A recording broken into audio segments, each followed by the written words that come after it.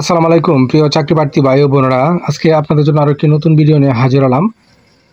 আর এই ভিডিওতে আমরা আজকে আলোচনা করব জেলা প্রশাসকের কার্যালয় রাঙ্গামাটি পার্বত্য জেলায় সংস্থাপন শাখায় একটি নিয়োগ বিজ্ঞপ্তি প্রকাশ করেছে। আমরা সেই নিয়োগ বিজ্ঞপ্তি নিয়ে আজকে বিস্তারিতভাবে আলোচনা করার চেষ্টা করব। তো আপনারা ধৈর্য সহকারে সম্পূর্ণ ভিডিওটা দেখলে আশা করি অবশ্যই উপকৃত হবেন। বিজ্ঞপ্তিটি প্রকাশ করেছে 15 জুলাই 2025 তারিখে এবং তার বিজ্ঞপ্তিতে কি বলছে দেখেন কি বলা হয়েছে।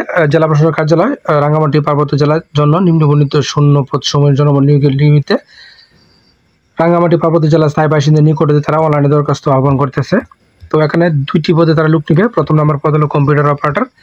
এই পদে তারা 13তম গ্রেডে লোক নিবে এবং বয়স সর্বোচ্চ 32 বছর এবং শিক্ষাগত যোগ্যতা দ্বিতীয় বিভাগে স্নাতক পাস এবং কম্পিউটার মুদ্রা করে বাংলায় 25, ইংরেজিতে 30 শব্দ গতি থাকতে হবে। এছাড়াও আপনার স্ট্যান্ডার্ড অ্যাপটিটিউড টেস্টে আপনাকে উত্তীর্ণ হতে হবে।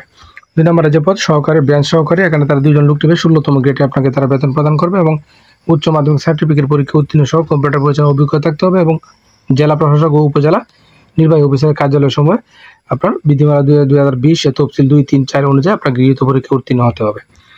এবং এখানে কি বলা হয়েছে, পরীক্ষায় অংশগ্রহণের ইচ্ছুক ব্যক্তিগণ আপনারা tcrangamati.teletalk.com.bd এই ওয়েবসাইটে প্রবেশ করে আপনাকে আবেদন করতে হবে এবং আবেদনের সময়সীমা কথা কি বলা হয়েছে।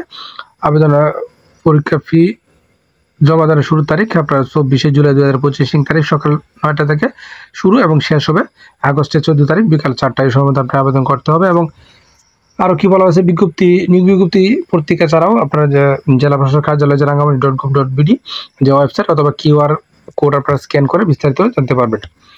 তো আশা করি বিষয়টা বুঝতে পারছেন। আপনারা অবশ্যই প্রথমে নিয়োগটা সম্পর্কে খোঁজ খবর নেবেন, সত্য মিথ্যা যাচাই করে তারপরে বুঝে শুনে নিজ দায়িত্বে আবেদন করবেন। আর প্রতিদিনের আপডেট চাকরির খবর পেতে অবশ্যই আমার চ্যানেল আর ফেসবুক পেজের সঙ্গে থাকবেন।